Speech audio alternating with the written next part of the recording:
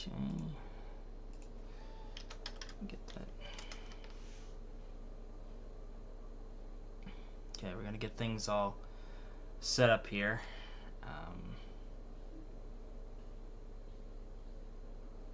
Guess we'll go with this guy. Gotta lower the volume though. Hopefully it's. Oh, it's not even. Hold on. No. Dude.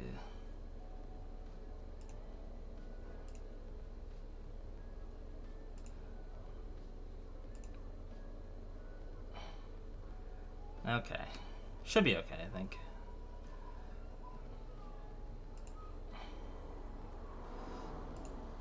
Alright.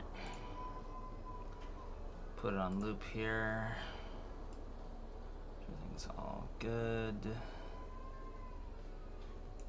Yep. Alright, cool. For some reason the exposure went down again. What the hell? Kept doing that. Hold on. So annoying. Alright, fine. I guess I have to put on auto exposure because it's not wanting to play nice. So you get the extra white experience, apparently. I look all fucking greasy as hell, but I'm not. Super dry. Anyway, all that said,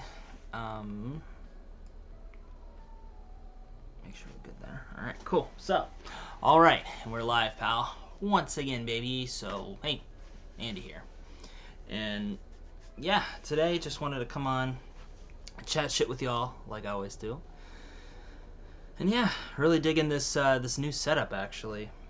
I literally just have the camera on a tripod right next to my table. I'm just sitting on my bed. It's kind of similar to what I do for my sorry for the fucking truck. But it's actually really similar to what I do for my like update videos and other stuff with my camera. But because the lens is so zoomed in, I usually have it like further away from me and at a different angle, but similar. Different, but same, as they say. So anyway, today I wanted to get some Mitsuya Peach from the vending machine, but they didn't have it, so they got this stuff called Remora. It's basically like a lemon lime Mitsuya cider, which, I mean, Mitsuya cider's already kind of lemony flavored, so I don't know what they're getting at with it. But here's the can. This is one of the newer flavors. It's nice and blue, which I like. And it says on the back, lemon-ola Mitsuya cider, lemon lime soft drink, or just lemon lime flavored carbonated soft drink on the bottom there. And then you got all the stats and whatnot. Don't know how clear that'll come across in the stream. Focus on this camera can get a little wonky sometimes, as you guys know. And I lock the focus so it doesn't do that focus pumping shenaniganry. So yeah, just taking a sip of this, getting my my multivitamin fix. Got some vitamin D. D's nuts. Got them. Yeah, it's good for bone health and for fighting the old colonial macaroni. So, and I got a probiotic for them pro gamer stomach moves, and then just a regular old multivitamin for everything else.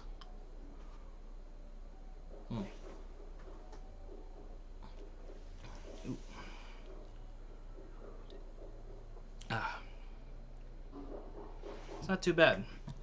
Helps me. Oh, sorry. Helps me kind of, you know, make up for anything or whatever as far as my diet goes. So if I'm missing something, get it with a multivitamin. I know you shouldn't be doing it like that, but no, sometimes it kind of is what it is. Oh, man. But yeah, things are going pretty good, actually. So, gonna be going in today to do a video shoot with Eric from Eric's Surf 6 channel. We're gonna be doing that today, later on. It's gonna be a lot of fun. Really looking forward to this particular video shoot because I want to make this like the best video in its genre for what it is. And it's not food related, so we'll just leave it at that. But I was looking up videos of similar topics, what we're going to do. And they don't really use a whole lot of, you know, videography, cinematography, whatever you want to call it. It always sounds pretentious when I say cinematography. But basically, they don't move the camera around a whole heck of a lot, essentially. Jesus, I have a lot of headroom. Hold on. There you go. Speaking of Eric Sir 6, I got one of his shirts. Team Get Some Foodie Lover. It's the same shirt, not the same exact shirt, but the same type shirt that he gave to Shizuka on their recent video when they got the bugs from the vending machine. It's kind of funny, just a little behind the scenes with that. So Eric and I kind of scoped out the area ahead of time, so that way he'd know like where the machine was and how much stuff was, and it was pretty cool. Like, it took us forever to find that thing. It also didn't help that we were imbibing a little bit in the local flavor, you know what I'm saying. But yeah, it took us forever to find that vending machine, and I told him, like, dude, just take pictures of the machine, of the surrounding area, so that way you don't get lost, and at least you'll kind of know where it is, because it's kind of tucked away. It's in Ueno, in the Ameyokocho little district. So it's tucked away in between a bunch of little shops, so it's really easy to miss. And we must have passed it like 5 or 10 times before we actually found it.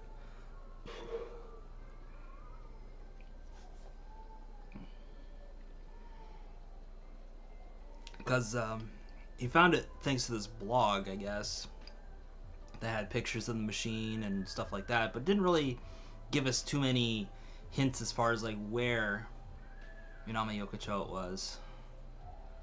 So we had to play detective. It took us a minute. Good times. And I really wish I was there for like the shoot for that particular video, but I had to do other things. Had other jobs I had to do, so Shogunai and such. Oh, and speaking of other jobs, on Thursday, that was my last day at one of my video editing gigs. So I guess I can talk about it now because I don't work for them anymore. But I used to work for this production company called Hachiko District, and they're based out in Yoyogi area. So I'd work for them.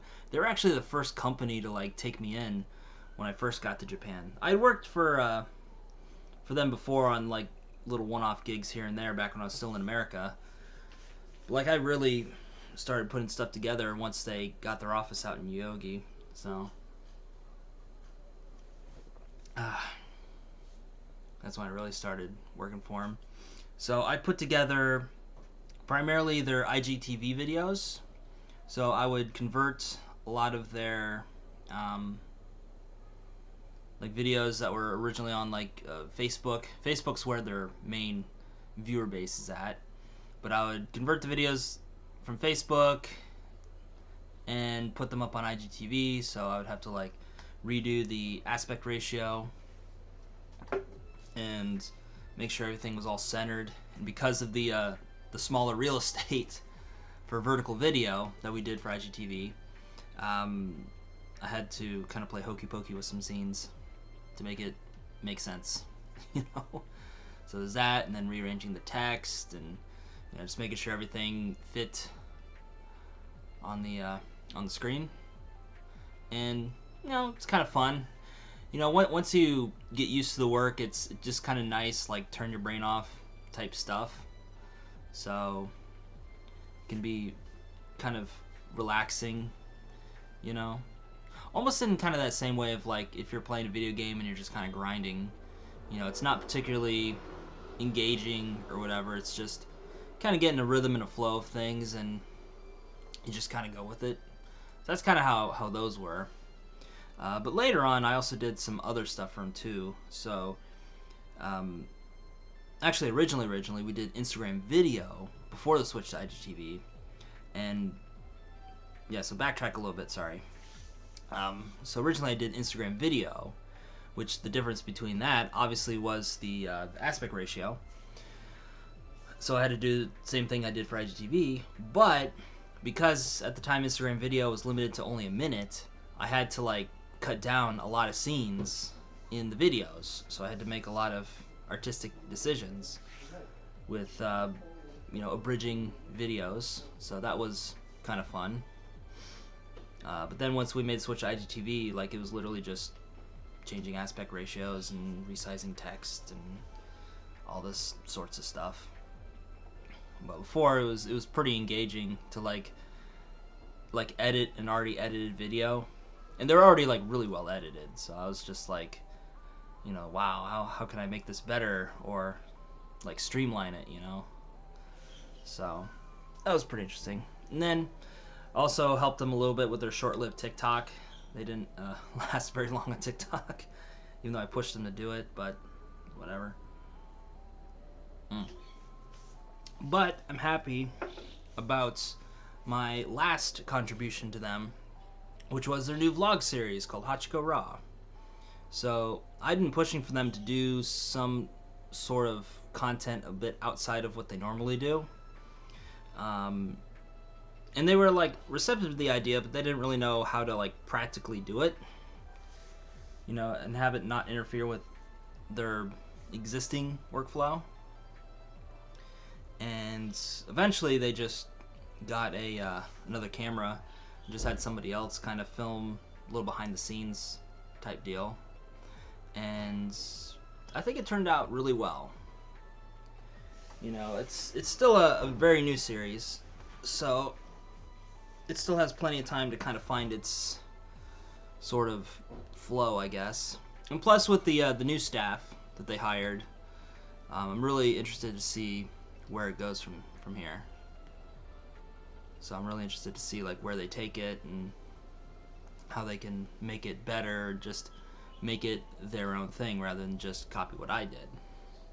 Because for me, like for the vlog, the Hachiko Raw vlog, I kind of took a lot of what I do for Eric Mealtime, as far as kind of cutting out a lot of the fluff and stuff like that, and just kind of put in like little candid moments here and there, like really interesting behind the scenes tidbits, without making it too boring.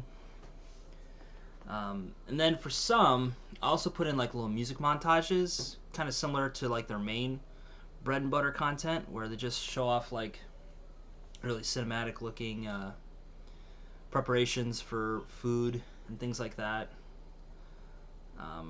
So I kind of included those in there as well.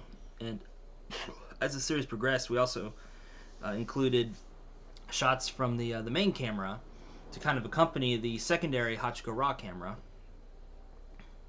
So it made it a lot higher quality.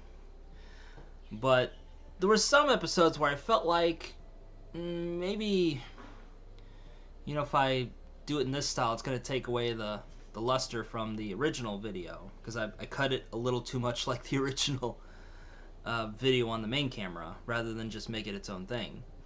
So I tried veering away a little bit from it, or just make the montages like shorter and kind of break them up into sections. But I had to change up my style like with every video, because it's just a little different of how they do it. And plus they're still like trying to find their thing, their groove with that series. So it's always good to experiment a little bit here and there. But like I said, really excited to see where they take it, and look forward to seeing more content from them, even though I'm not going to be a part of that process anymore. A good company, and like I said, they took me in when nobody else would. They took me in. So, good people. Good people. And the reason I quit was just because with school coming up, I really had to par down a lot of my gigs. Like when I was doing it last year, I wasn't only, I think I was coming in like maybe once a week to the office, and if that, because like there's times where I wouldn't go in for weeks. So when it was like that, it was a lot easier to manage. But now that they're ramping up production, like I just don't have the time to help them.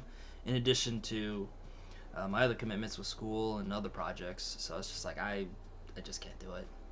And plus, at this point with school, it's probably best that I focus on that more, just because it's gonna be my last year at school. So I'm taking like all stuff that's relevant to my major and minor, or concentration. That's what Lakeland calls them. Same thing, really. So, you know, it's kind of the time to like really buckle down on classes,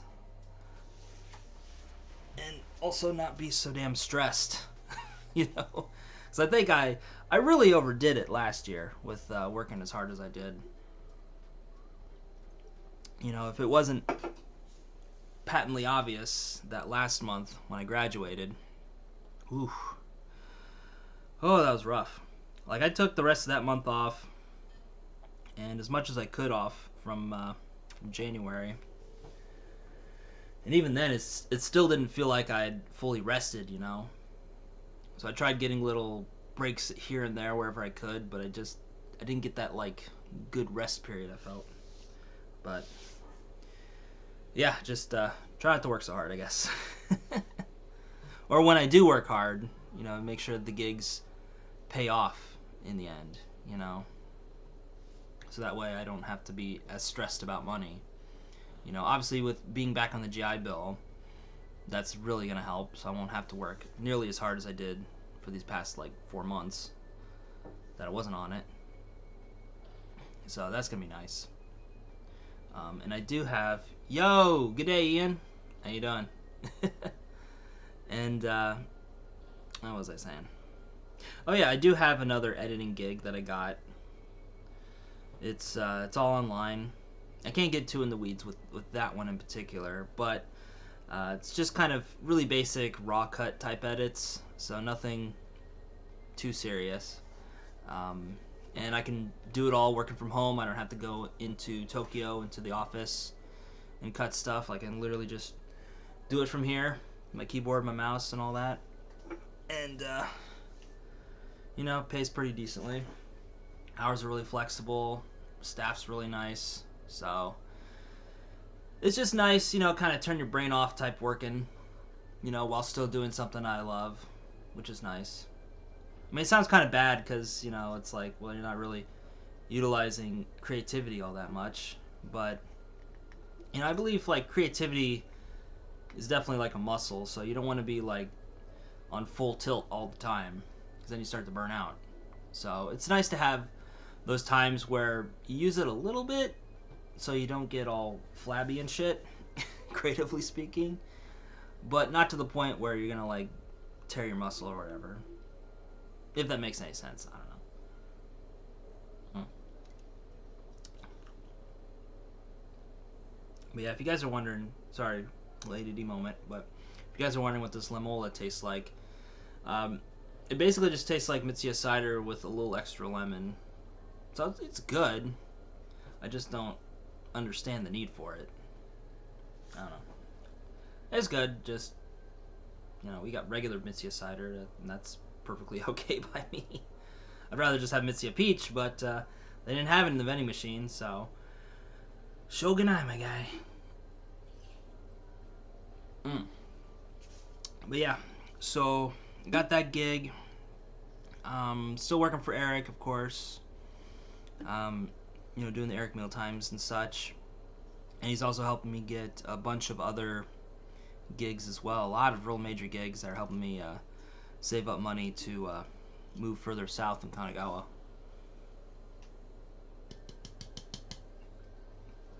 So that way, you know, it's cheaper and just a better overall environment, you know. Like, I'd usually visit there on the weekends when I'm not working, and, you know, we just hang out, have some barbecue, fucking talk shop about YouTube, making videos, and all kinds of different things.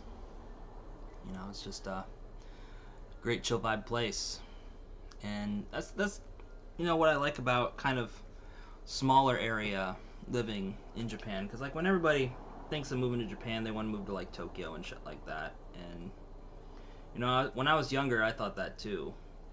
But now that I'm getting older, it's like I really like having access to Tokyo. So if I need to go to Tokyo for a shoot or whatever, I can. It's not unreasonable. But I don't want to live like in Tokyo. It's like it's just one of those things. And I think I said this before, but it's almost like the Apple ecosystem, where it's a really good ecosystem and it definitely works and it has a lot of convenience and everything. But once you're in the ecosystem, it's hard to get out. And I noticed this with so many of my friends who live out in Tokyo. It's like, they're like, man, I'd love to move, but I got all this stuff set up here, and my work is here, and all this, that, and the other, and I'm kind of stuck in this little shoebox within the Yamanote line, and I'm like, I don't want to live like that. Don't get me wrong, I do like some of the conveniences of Tokyo life, but the cons outweigh the pros, in my opinion. Especially since I don't have to like physically go to most of my jobs. So the whole Coloni Macaroni situation, while it killed off a lot of things that I wanted to do when I first got back to Japan, it actually has been a major blessing in disguise in terms of what I've been able to do work-wise. And I know that sounds very insensitive to people who are affected by it, and it's not meant to be that way. It's just kind of how it is from my perspective, how it's affected my life personally. But yeah, like if it wasn't for that, there'd be no chance in hell of me being able to work from home or do schooling from home or any of that stuff. And that would also limit how far away from Tokyo I could be, because I have to be within commuting distance. Otherwise it'll take for fucking ever to go from place to place. And if I want to get comped for travel, I have to be within a certain distance for some jobs. And yeah. Yo, Little Boats. Oh shit, dude. What's up? Been the hottest of minutes. Yeah, getting back to Ian's thing, Tokyo has been done to death before on YouTube. Yeah, exactly. And that's another reason too. It's just like in the beginning, like Tokyo was definitely the spot. And I still maintain, as far as like networking and stuff like that, it's definitely the spot. If you want to do not just YouTube networking, but just networking with other foreigners in general out here, like Tokyo is definitely the spot. Yeah, Boats knows. You were stationed out in Yoko too, huh? Fun times. I think you said you watched my my videos to get like an idea of what life in Yokosuka and in that area was like, if I remember correctly. Yeah, those are some fun videos, man. I really miss making those types of videos. It's just with what's going on in the world right now, it's kind of hard to get out there and just make something. Plus, like, I'm so fucking busy, It doesn't look like it when I'm on stream, but I just find little scraps of time here and there to help me out. But yeah. But yeah, Boat's gonna be moving further south to some place in like the Shonan area, so by Sagami-wan. So thinking probably within like the Hiratsuka, Oiso, Ninomiya type area. Yo, Angel, what's up, dude? How's the Abroad in Japan seminar? Unfortunately, I wasn't able to go because, well, it's actually today. It's the Abroad in Japan seminar. But I already have a gig lined up, so it conflicts with that, so, yeah. I'll have to eat Fammy Chicky with Chris Broad some other time. He'll be like, fuck off. Oh my gosh. But yeah, I was actually like seriously considering, because like I have the money to like go to the seminar, but there's some other time for for stuff like that. You know, like once things start opening up, you know, I'll be able to do networking events and, you know, working for Eric, like, you know, he's able to like open up so many doors for me. So the time will come. It'll come. Just not now. And plus, you know, if anything, like he does these like twice a year. So I think his next one's going to be at the end of the year. So if I don't have anything lined up then, you know, I could probably do a little something, right? Yeah, closer to Fuji. Yeah, technically it is closer to Fuji. Especially in that area. Like, one of the nice things about that is that it's close to the mountains. You know, Fuji, of course, but you know, there's other mountains before that. But it's also really close to the beach, so that's the main reason why I'm going to be moving down there. It's just, I really just love the vibes down there. You know, it's just really relaxed. There's not a whole lot of people in that area. It's still well within good commuting. Like I can get within like the train line to commute to like Tokyo or whatever, if need be. Mountains in Japan are so beautiful. Yeah, dude, for real. And it's actually really close to Odawara and Hakone, so I can get like some really good mountain pictures out there. And yeah, just enjoy the real Japan, as Chris Broad would say. You know. Been to the castle there. Oh, nice. Yeah, I've seen so many pictures of Odawara Castle, and I definitely do want to go. But I'm waiting to move out there before I go. Oh man.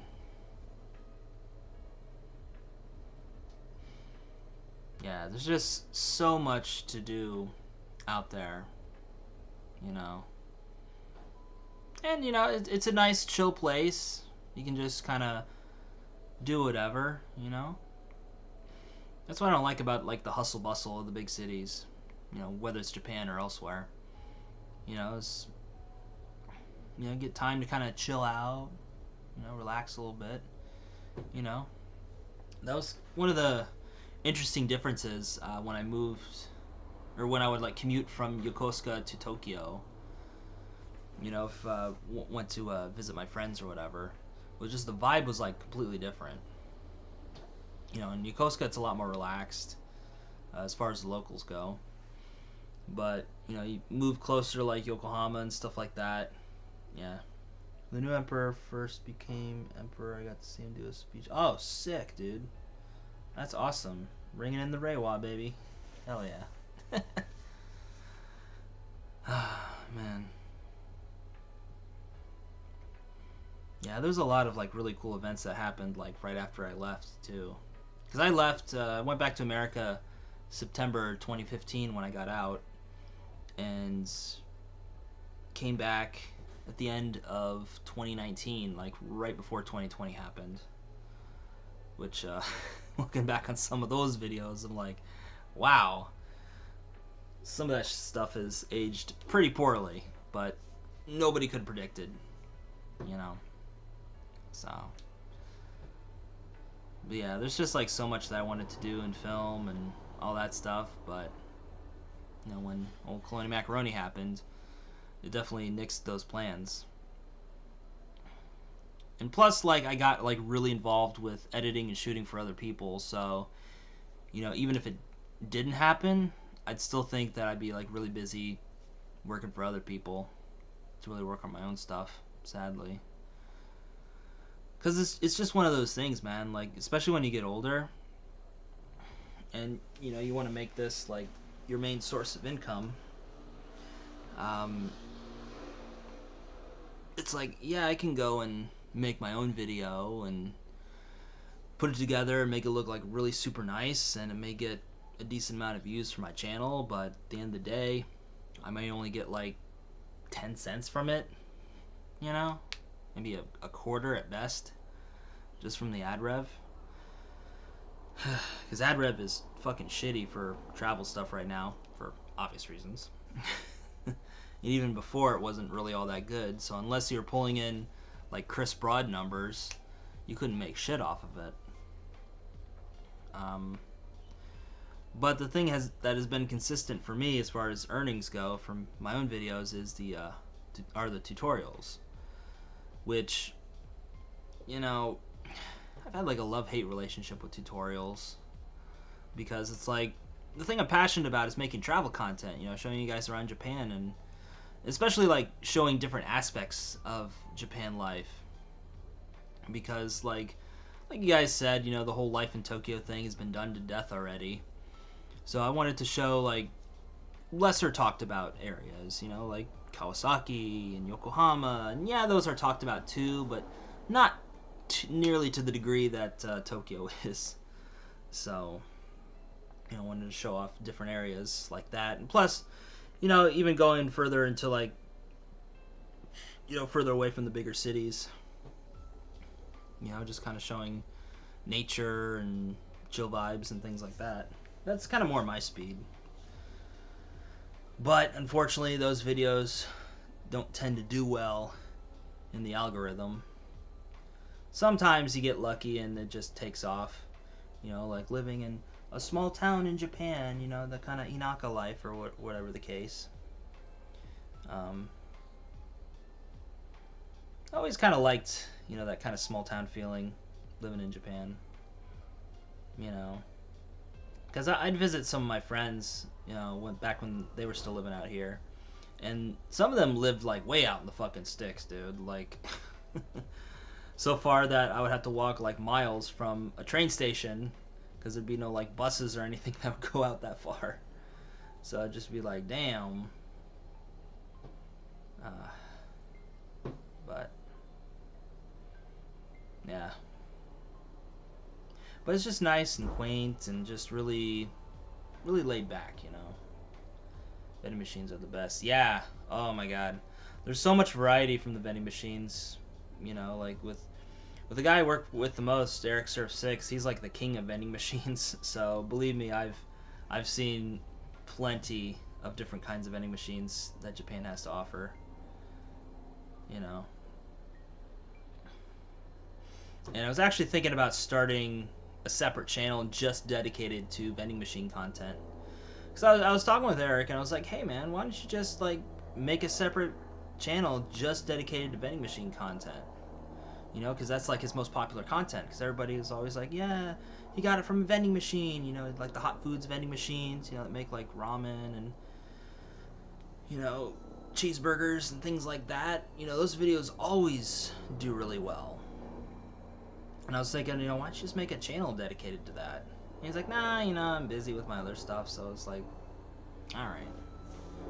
But it gave me the idea of, you know, if he doesn't want to do it, you know, who's to say I can't do something like that?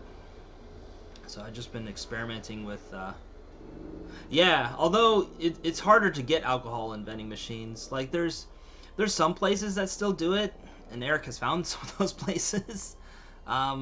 As far as like getting it just kind of out and about, it's a little hard. The places you can still get alcohol from vending machines most consistently would be hotels, well, although they're marked up to shit. And if you're kind of by like a bar, because a lot of times, like if the bar is not open, they just sell their shit through the vending machine. Yeah, mostly in hotels. Yeah, definitely. And it's like marked up to shit, but still, like, the novelty and obviously the convenience is what you're paying for, not so much the drink. But it's nice to know, you know, if you don't want to put on pants or whatever, you can just mosey on down to the lobby or the little break room or whatever they got, and grab yourself a beer or two high for like 300 yen. Almost double what you'd pay at a fucking conveni. But yeah, it's definitely doable. I remember when we visited Hiroshima, that little island nearby, that we'd visit Miyajima, and they had alcohol vending machines just like right outside like the ferry area. Chuhais, oh fuck, dude, Chuhais are the fucking bomb, yo. I still drink them shits. Like I had 2 of them last night, 2 tall boys. I was drinking kind of late, and I didn't want to get too wet and wild, so I just kind of capped it off at 2. But I bought 3, so I still have 1 left in the fridge that I'm gonna save for later. I don't want to drink it right now because, like I said, I got to shoot to get to, so I can't get too sloppy just yet. But yeah, it's this one. This one's actually one of my favorites. It's the white sour. So it's kind of like a yogurt, I guess, is the flavor. It's like their version of a White Russian, but instead of milk, it's kind of like almost like Calpis, kind of sorta. It's like the best way I can equate it. But it's really good. You know, it's 9%, but it's really nice on the stomach. So if you are drinking a whole bunch and your stomach's a little upsetty spaghetti, you can still keep the party going and drink something nice and strong. And when I first had them, because they started like when I got back to Japan, I think, or maybe they released it after I left or something, because I don't remember that flavor when I was here in Japan the first time. But yeah, when I came back, they also had the strawberry white sour, and those things were fucking, oof, fucking chef's kiss. But yeah, like the seasonal flavors are always the best. But this past year, for obvious reasons, I just feel like the seasonal flavors just haven't been hitting quite as good as they usually do. It's just different variants of lemon, and like lemon's the main flavor anyway, so it's like there's no shortage of lemon chuhai in Japan, and there never will be. Never ever.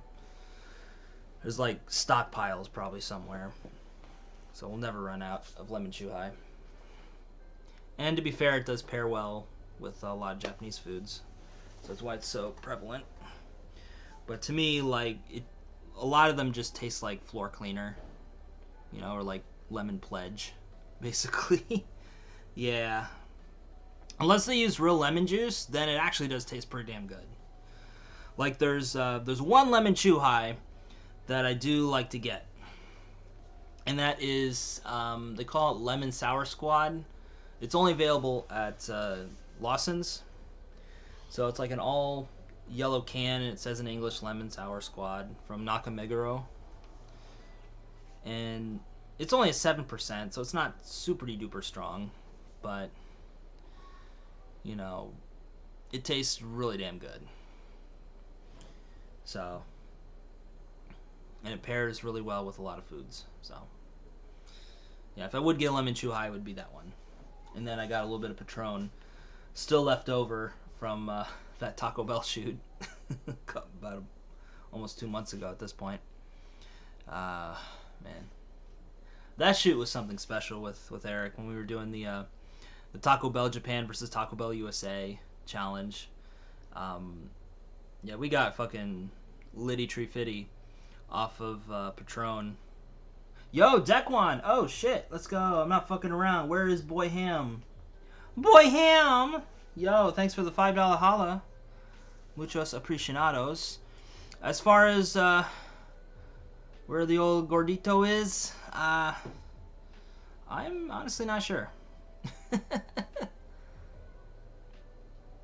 Like the only times I like hear anything about him is through what you guys say.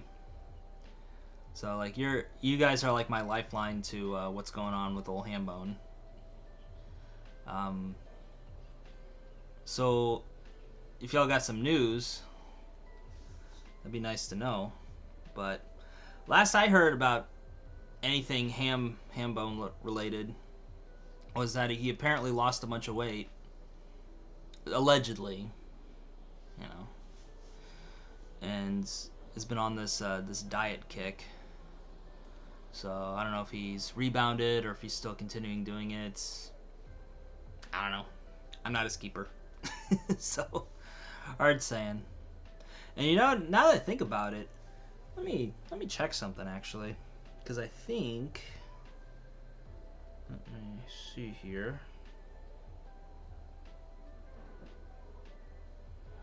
Because I believe that it's been a year since I moved out of the box. Oh, almost. Damn it. Or actually,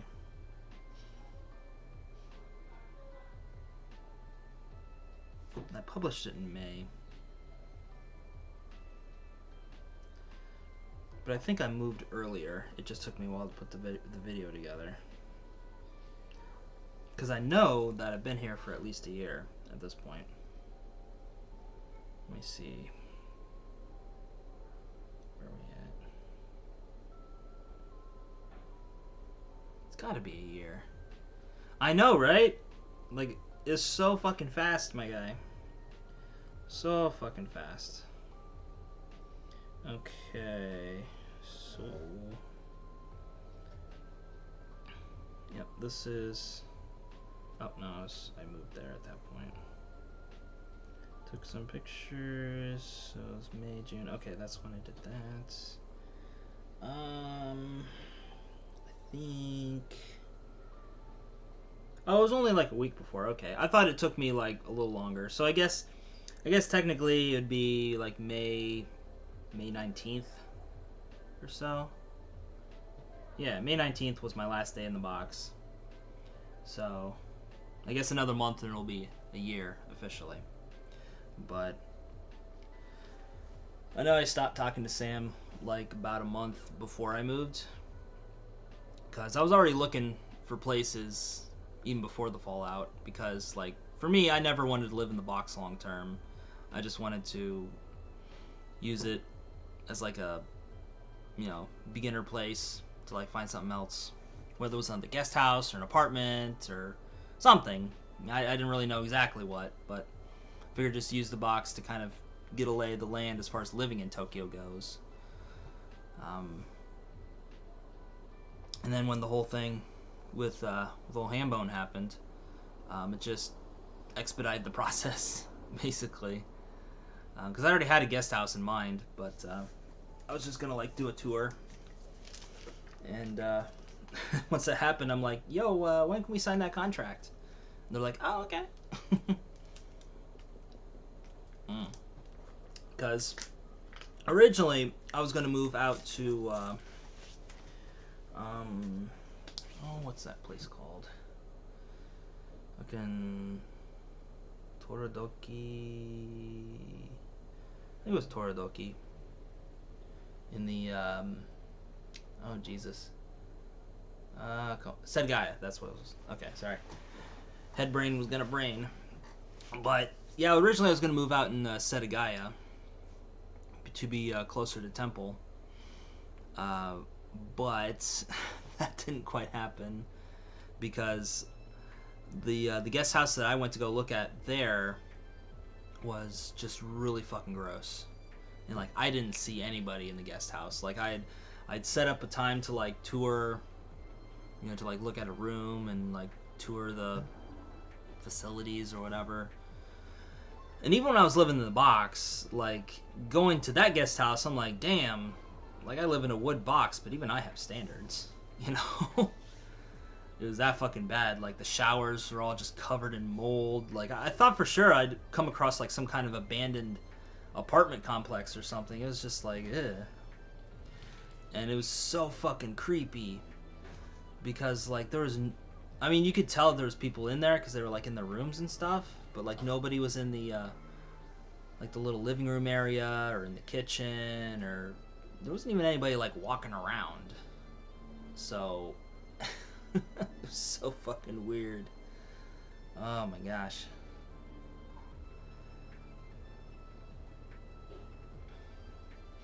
So especially once I saw how the showers looked, I was just like, all right, I'm done. Like the owner of the building or whoever wasn't even there to like give me a tour. Like I thought that they had like an office in the back or something, and I have to go and like knock on the door or whatever, but like they weren't there, and I just looked around the place. I'm like, I don't see myself living here. And plus, it was like a good 1.5-2 kilometers away from the train station, and there was no buses that went out that way, so it was just like I mean, it was a nice walk. It was really pleasant because it's by all these really big, fancy houses, and it's like lined with a bunch of trees and stuff. So it was really nice and pleasant. But as far as like lugging all my shit out there, like that wasn't gonna happen. Not a fucking chance. And plus, just like the day-to-day commute, like, nah. So, yeah. And then I found this place out in Kawasaki, and I'm like, yeah, awesome. You know, get the hell out of Tokyo and still be relatively close to Tokyo if need be, but, you know, not too bad. Not too bad. Plus, I get my own room. Not a box. So, I can do whatever I want. It's pretty nice. And from here, going to be moving further south in Kanagawa to be closer to the beach. Because the apartments out there are actually pretty darn cheap if you can get in. That's the key, you know. It's kind of one of the problems with moving further away from the cities, is that there's less people out there, less, you know, Fudosans and stuff wanting to rent to the old Hakujins like myself. So, yeah. But I have some good contacts. My realtors wanting to go to bat for me, so it's just a matter of time. But it's gonna take some time. I thought it would be a faster process, but nah, not really. You know, because they gotta go through a bunch of different guarantor companies to see if they'll accept my my foreign barbarian heathen ass into their lovely little apato, you know. So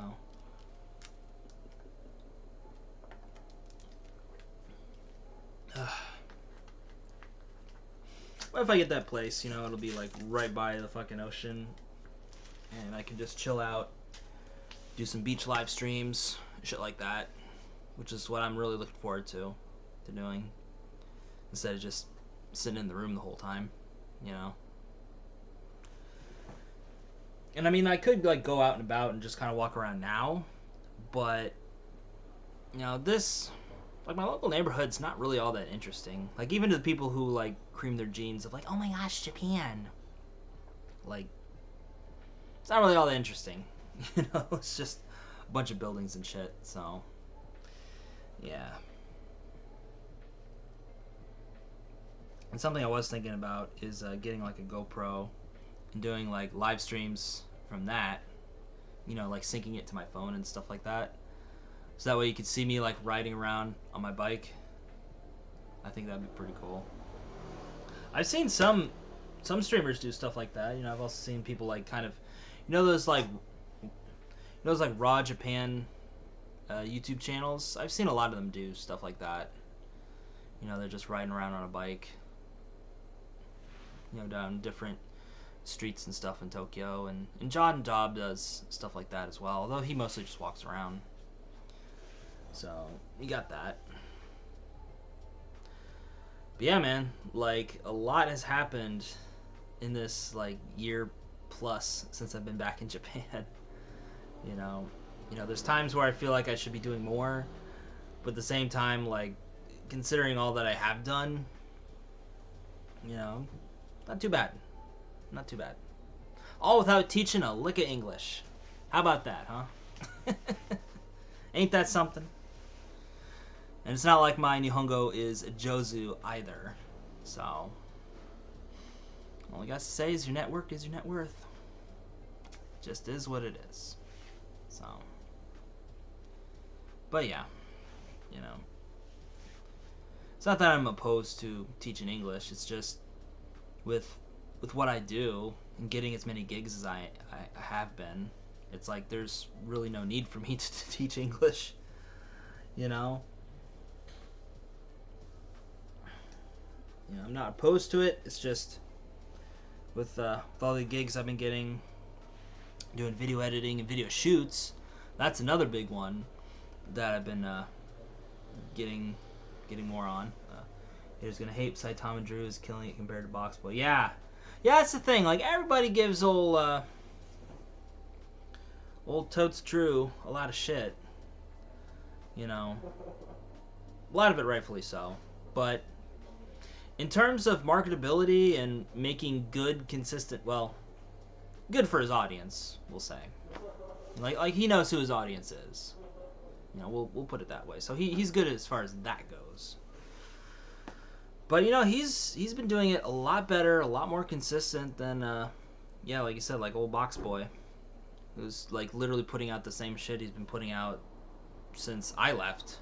You know, pretty much ever since he like started back up on YouTube back in 2015, 2016. If you really think about it. Because like the whole Rants series came about. That was some of the first content that I edited for him. And that was when he came back to YouTube. And he's been doing pretty much the same shit. You know? Although to be fair, he also does other things too. So, in fairness. You know, but still. Old Totes Drew has got him beat handedly. Handedly. You know.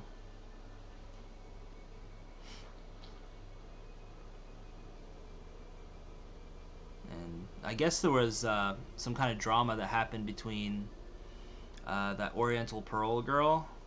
You say that 3 times fast. The girl that's like, I can speak like 30 languages and watch me surprise locals with how Jozu I am with my Nihongos. Yeah. Yeah, dude is very consistent. Never gives up.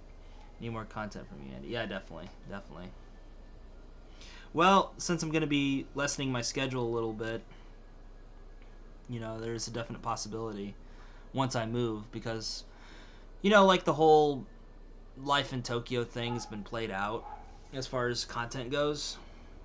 So I'd much rather just make stuff like as far away from Tokyo as possible if I can help it. You know, there's some parts that I do want to go to, of course, but as far as like the main bread and butter stuff, it's a lot more Japan than just Tokyo. So you know, I'm getting some chill vibe content on the beach. I also want to get back into photography as well because I've been following a lot of like Instagram tags for people out in that area, out in the Shonan area, and just see a lot of like beach photos and surfing and all kinds of stuff. And I'm like, man, I could do that kind of shit. That'd be awesome. You know, and once, you know, the season starts ramping up, like there's gonna be a lot of surfers coming down, and I'm sure they want, you know, some killer photos to show their friends and family, like, oh, we got that sick wave and shit like that. So, you know, it's definitely an opportunity for something like that, I would say. And to make a video for that, oh shit, that's putting it way over the top. You know, and even if nothing comes of it, you know, it's just a fun little hobby, if anything. It'll make for some good quality content, if I do say so myself.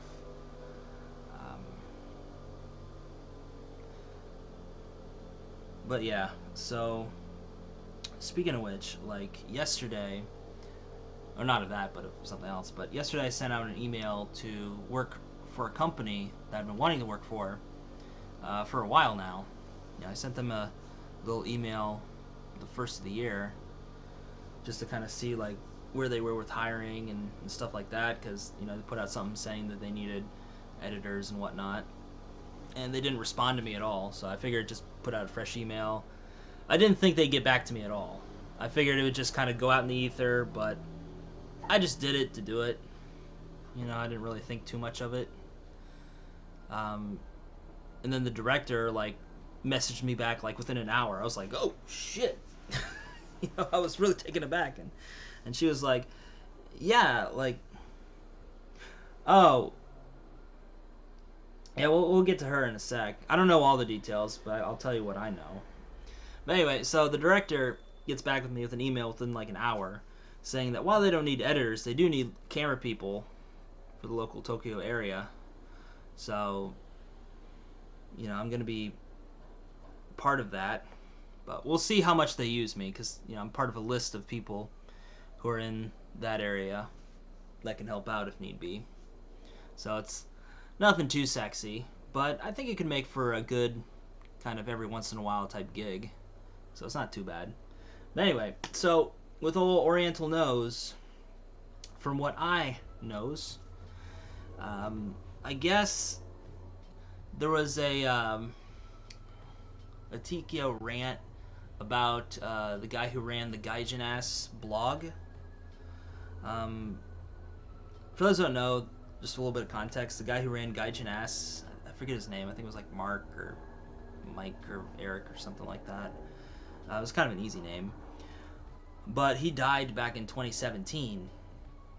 And I guess there was an entry, because I guess like his brother or somebody runs it now. But there's an entry in there like linking to a very recent TKO rant talking about Gaijin Ass. And I was just like, huh?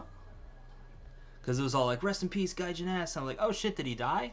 And then I looked it up. It's like, yeah, he died back in like 2017. But old Hambone's a little behind the times, I guess. So I was a little confused by that. But anyway, how it relates to old Oriental Nose is she was in the comments to that blog saying, you know, how it's just a bunch of fucking bullshit that he's cashing in on, you know, this dead person and a bunch of other random bullshit too. So it's pretty wild. I'll see if I can. I don't know if it's still up or not. They might have deleted it. Who knows? Yeah, who knows? But let's see. I don't know if it's still up. Let's see, guy.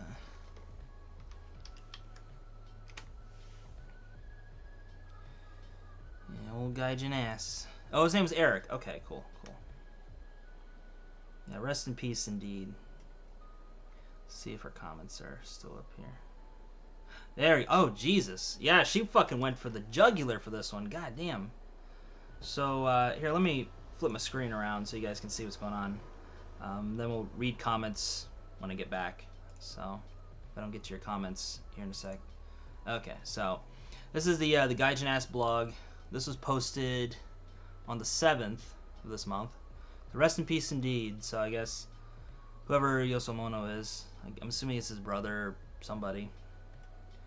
I don't know. So they put a link to old Hambone's RIP Gaijin Ass Eric Barnes, which is a recent video. Let's see. I'm not gonna play it, but yeah, it was April 6th. So about the same time frame, somewhere in there. And it has like a picture and stuff like that. But then you scroll down a little further, you got old OP right here.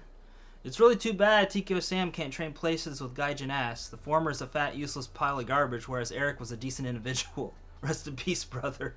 Like, fuck sakes. Going for the jugular, goddamn. Yeah, and then, you know, you got Eric's brother Jonathan, you know, just saying thanks, and yeah, so. But yeah, OP went for the fucking jugular for that shit. I was like, god damn. So something happened. I don't know what, but something happened. Yo! Gonzalez! What's up? Yeah, okay, cool. How's it going, dude? How you been, man? Sorry. Oh, goodness. Yeah, I'm just sitting here chilling in Japan. Got my nice 7-Eleven bottled water. Trying to be somewhat healthy, I guess.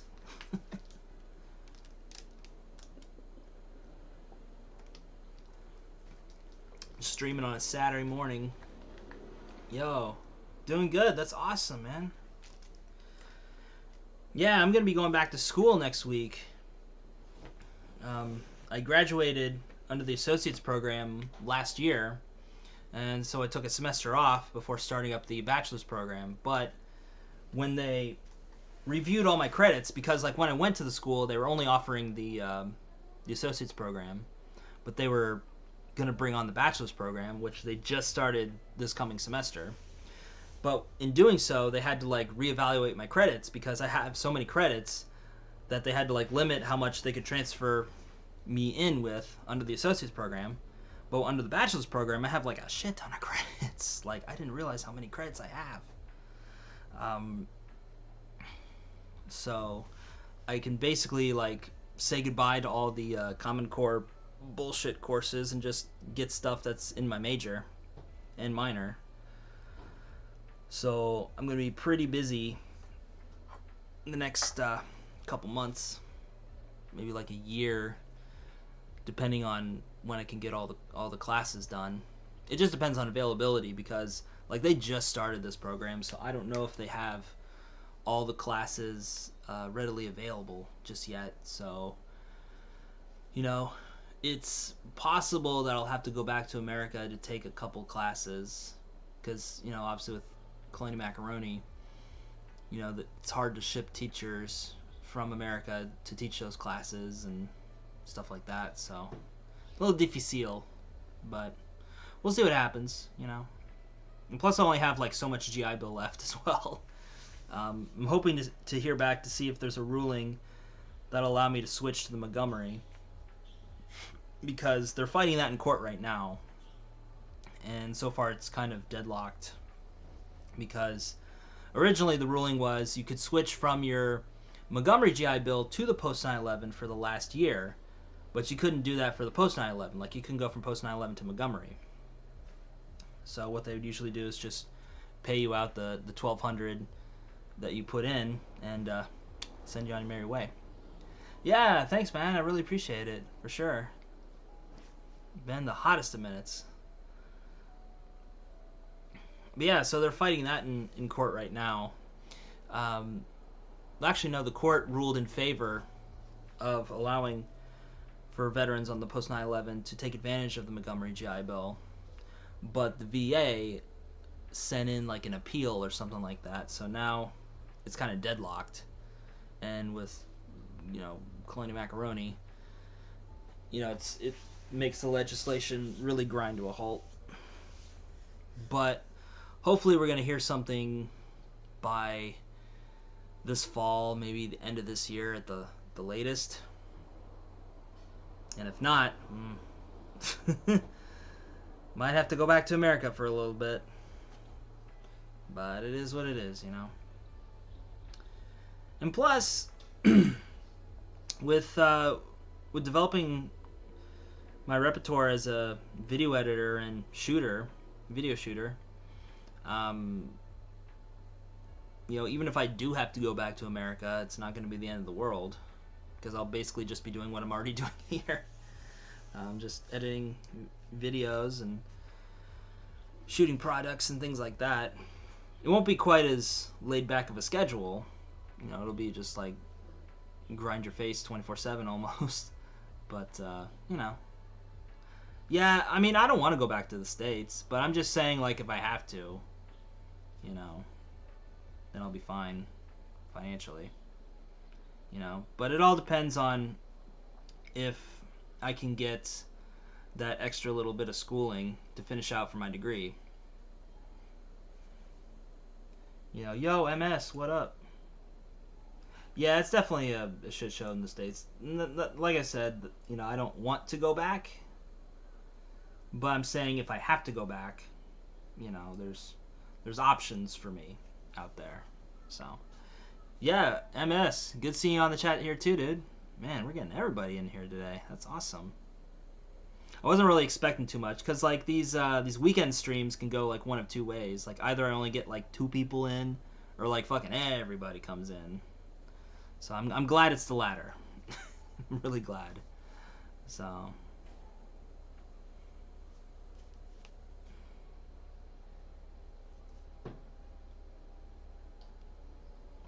yeah, let me... Oh, that's right, it's not on this computer. I forgot. I was going to check to see if there was like any unedited videos that I still need to put together for like the Indie Japandy stuff. And there definitely is. I know there's one where it's not the most interesting video, but I think it can be kind of educational for people who are, you know, wondering what coin laundry and stuff is like that. Yeah, States ain't that bad. I guess it depends on like where you go, of course. And I don't want to get like too political about it, you know. But like, I was just kind of, I had like my family send me some kind of like job openings saying, like even in Ohio, like there's this factory in Ohio that's looking for a like a media marketer type person, to like make social media content for them and stuff to present to their people, showing like new products and things like that. So even in rural bumfuck Ohio, they're still looking for people who do video work. So I just thought it was kind of funny, that even back in the day, like people thought that there was no future in what I do. Yeah, like LA is, I don't know. Like obviously, if I want to chase the big money, it's in LA and New York. But the problem is that it's very expensive to live out there. So at least here in Japan, and in Japan you can at least live pretty frugally. I mean, you're not living the fucking high life, of course. Like I'm not living the high life. I live in a fucking guest house, for God's sakes. But I can still get by pretty reasonably. And there's not all these other extra expenses of like having a car and insurance and all this other shit that's involved, parking and whatnot. I could just get by riding the trains out here if need be, and still make it out and do all these cool media gigs and stuff like that. So that's pretty cool. And hell, even in LA, like I remember, and I'm pretty sure I said this in one of my past live streams talking about old Hambone, but I remember when he went out to LA with the Rocka Rocka gang, and like I was so fucking proud of him, because I was like, man, this is gonna be your fucking moment to shine. You're with a big ass YouTuber group, they got connections, and just being in LA, there's just like an embarrassment of riches out there as far as being able to do video work and networking and all this, that, and the other. And I'm like, man, your channel's gonna blow the fuck up, dude. It's gonna be fucking awesome. And whenever I'd see him, he'd just be live streaming from his little Airbnb, getting Uber Eats, McDonald's, and I'm like, what the fuck are you doing, dude? And I message him like, hey, did you contact anybody? And you're like, no, not really. And then there'd be times where he would complain about running out of money and stuff like that, because obviously living in LA is pretty expensive, and those guys aren't exactly living very practically out there either. So he's got to keep up with their pace. And he was like complaining that he wasn't making any or he's losing money. So I was like, dude, like you can just go on Craigslist and get these little videographer gigs and whatever. Like, hell, even you can do this shit. And make a little bit of cash here and there. I mean, hell, he still got his driver's license, so he could like do Uber, fucking all this shit, man. I mean, you're not gonna be making like a fuck ton of money doing stuff like that, but it'll at least kind of slow the bleeding, basically. He's like, no, man, like they're really super busy and stuff like that. And it's like, all I do is see you live streaming you eating Uber Eats McDonald's from an Airbnb.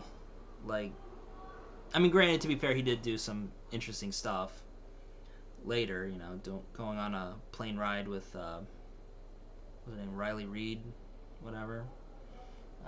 So he did do some pretty interesting stuff, and I think he went to like Burning Man or some shit like that. So to be fair, he did get out and do stuff, but at the same time, it's like you get this massive opportunity and you fucking squander it. That's the part that was just like, fucking hell. So I was thinking, like, if I was out there, because originally I wanted to like fly out there too, and just kind of help him out with things. But he was like, no, we'll get it next time. I was like, all right, fine. Like I would barely have the money to fly out there and live for even a couple of days. But I figured, if I was out there for just a little bit, I could, get my foot in the door and network a little bit and stuff like that. But he's like, nah, we'll get it next time. I'd be like, all right, fine, you know.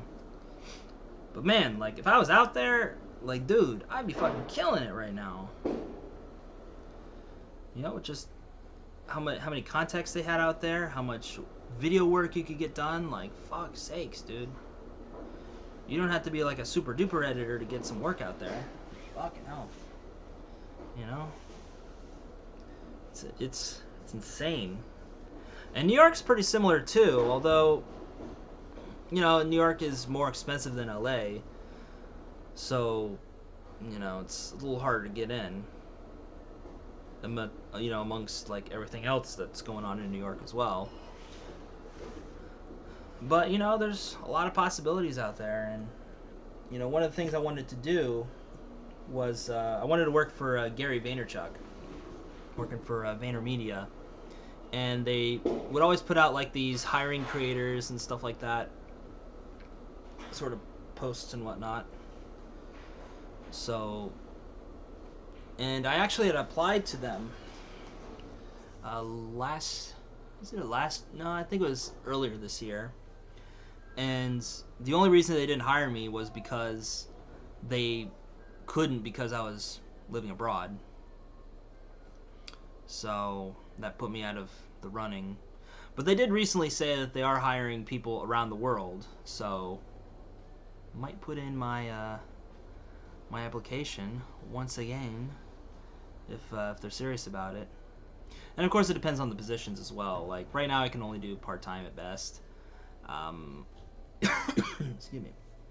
Or like, you know, little onesie-twosie gigs, which is fine.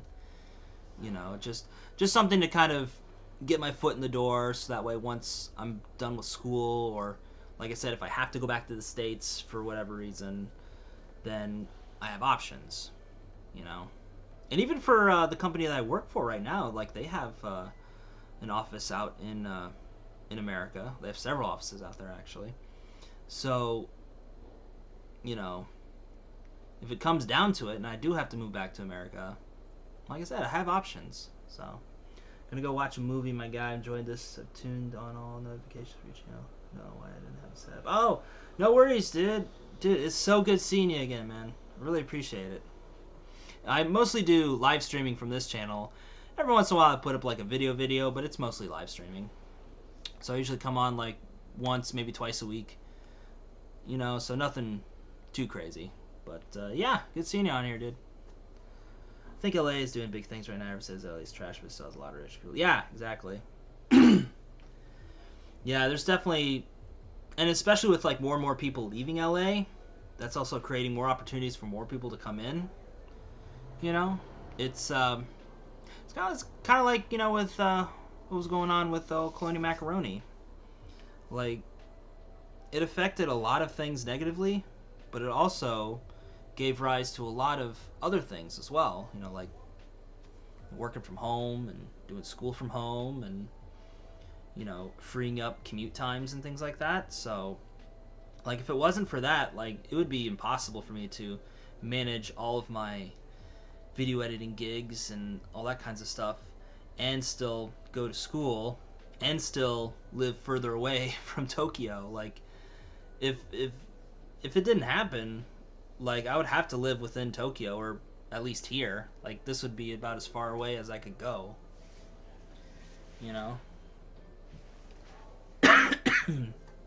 So, yeah, a lot of the stuff that I'm doing now just wouldn't be possible. Well, it wouldn't be possible, and it really wouldn't be practical, most importantly.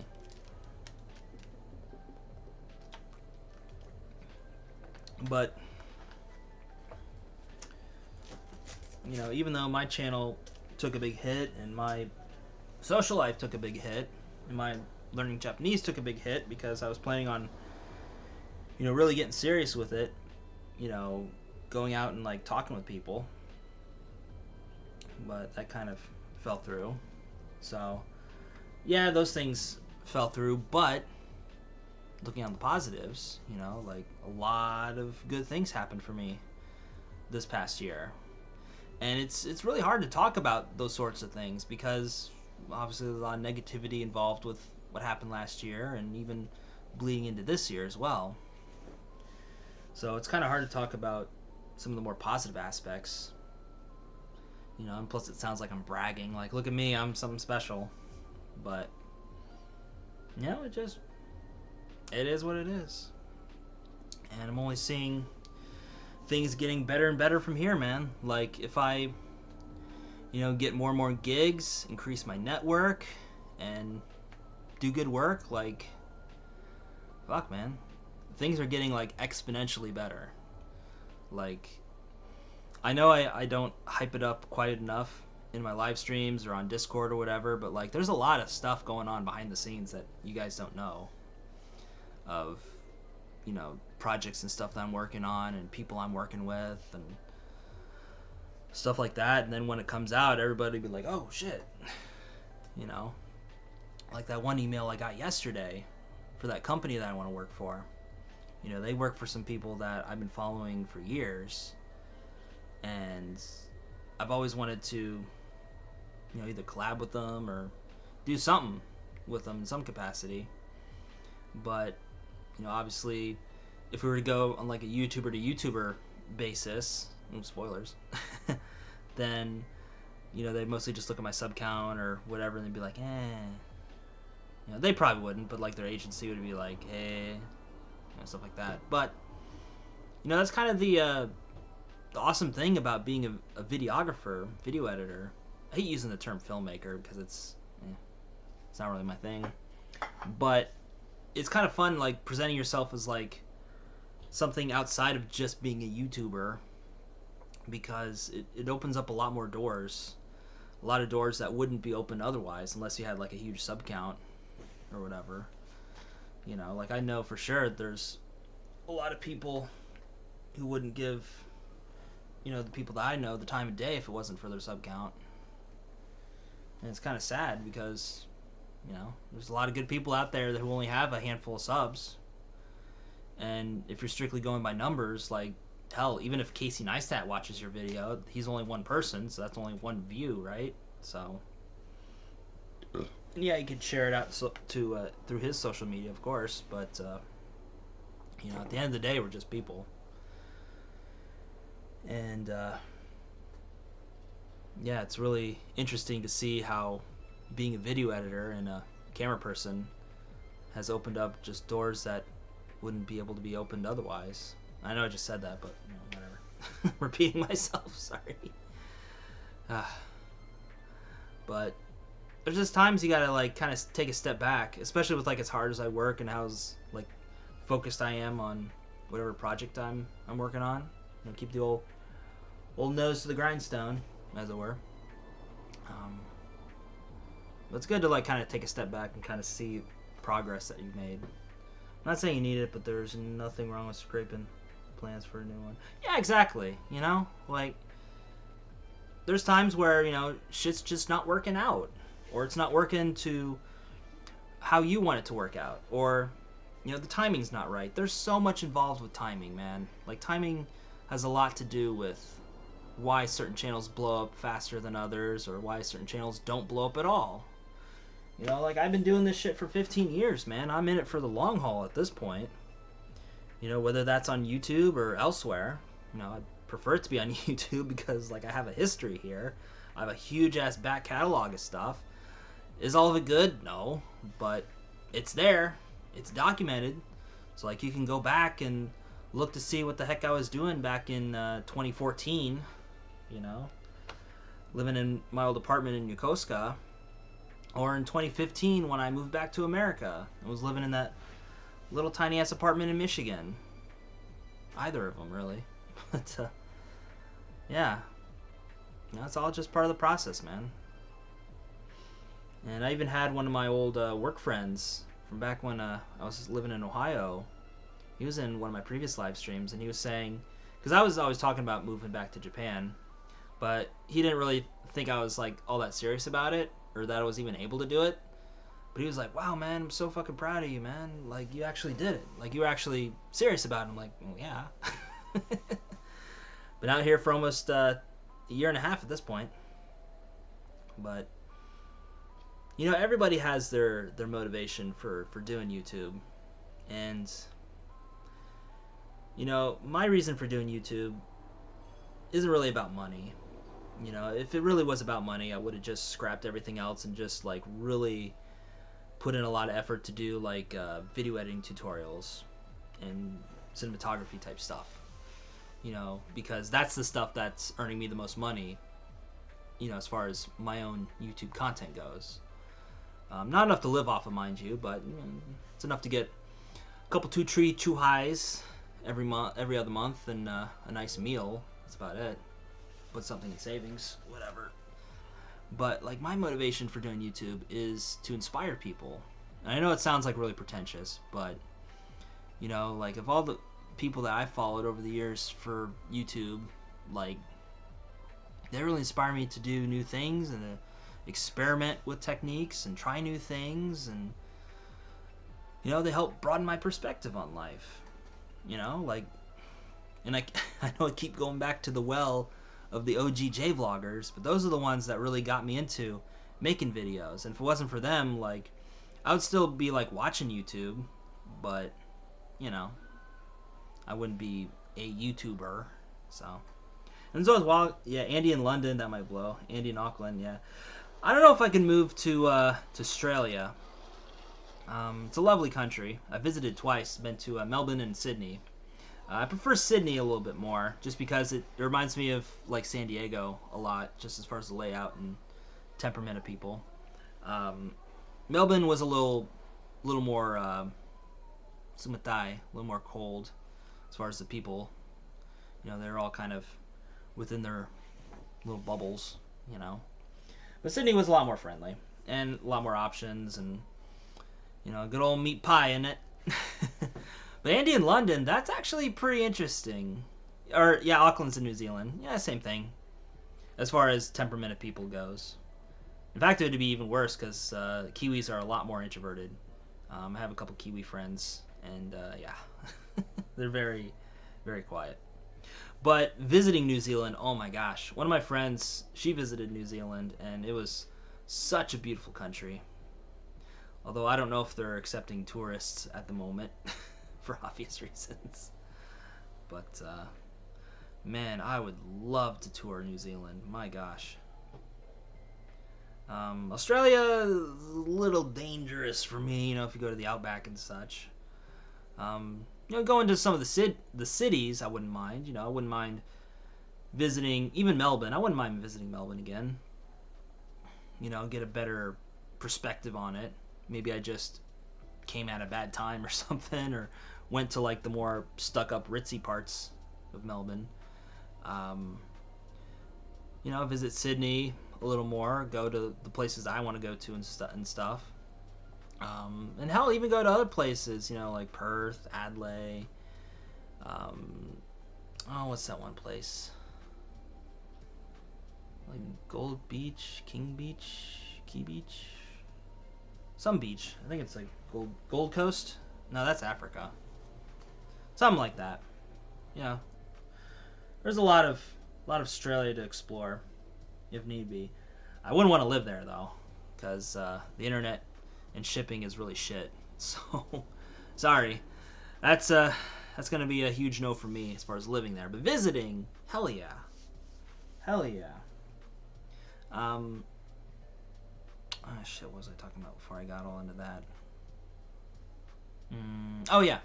So inspiration for you still doing YouTube after all these years. So, it's to inspire people to like pursue their dreams and stuff. Because like I'm showing off people like my process for doing things, and it's not that I'm something special or anything. Like I feel like if I can do it, literally anybody else can do it too. And some maybe a little easier, like there's always that case of like, well, it's never been done, so you can't do it, right? But if there's somebody who's already done it, then they can point to that person and be like, well, they did it, so I can do it too. I could probably do it better. So if anything, I'm glad to be somebody's inspiration for something like that, right? To like go out there and want to live in Japan and not spend a whole heck of a lot of money, because it does get costly moving to Japan, but once you're here, if you can make it past like the first 3 months, like you're solid, man. You know, you start settling in and get a couple paychecks under your belt, like it gets super easy, you know. And there's all this information out there about how to live and work in Japan, and it's all like the same shit. It's like you either have to get a bachelor's degree or be on like a spousal visa for like long-term stuff, or if you want to just stay here for like a couple months or like a year or whatever, you can get like a working holiday if you're not big fat Merkin like myself. um, Basically the visa I'm on is like the closest an American can get to a working holiday visa, to be honest. But it's not technically a working holiday visa. So you can get something like that. You can study out here. That's probably the easiest way for Americans to come out to Japan, to be honest. Just come out here on a student visa, get you a little Arubaito waiver so you can work a little bit here and there, make some muns, and go about your life,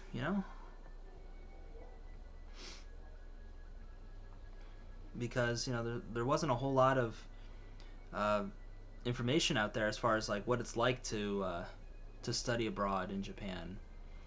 Most of it is kind of older stuff, because a lot of the people who really got big with it, they've graduated and moved on to other things. A lot of them even moved out of the country. They moved back to their home country or elsewhere.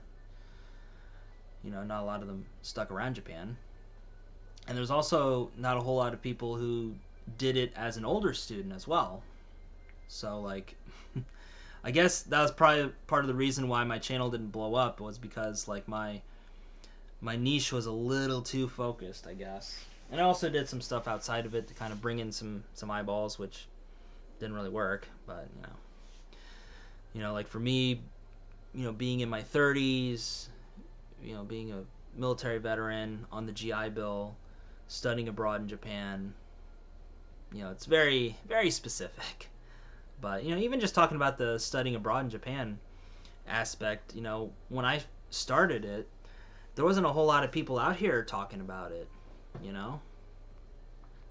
like that were currently doing it, because like I said, they all either graduated or left the country or whatever. So my main inspiration for talking about it, especially as an older student, was Loretta from Kamushi-chan channel. The Kamushi-chan channel. She went back to school in her 30s as well, and although she went to graduate school, but she was under a very similar program than I was under on the GI Bill, but hers was paid through MEXT, through the Japanese government. So she basically had her schooling paid for, and she was also given a living stipend as well. So it's very similar to my experience, although she had to go to like a really tough Japanese school, so that's different. But still, and then old Colonial Macaroni happened, so kind of affected how I can talk about studying abroad in Japan, because it's like literally, what's it like being a study abroad student in Japan? I don't know, I never left my room. And that's the name of that tune, basically. I do everything literally from here, whether it's work or school or live streaming. But I digress. So I just want to be, my main reason for still staying on YouTube, even though I don't have that many subscribers or that many viewers or whatever the case, and I don't make a whole lot of money from it, is to, inspire people to want to follow their dreams, and if they have any goals in life or whatever, even a knucklehead like me can do it, so they can do it too. So, alrighty. Well, with that said, guys, it's looking to be lunchtime, so I gotta head out, grab some Hiro Gohan, as it were. And with that said, this is the Andy-san. Sign for now. As always, forever. We'll see you next time. Catch you later, guys. Bye. Thanks for stopping by on a weekend stream.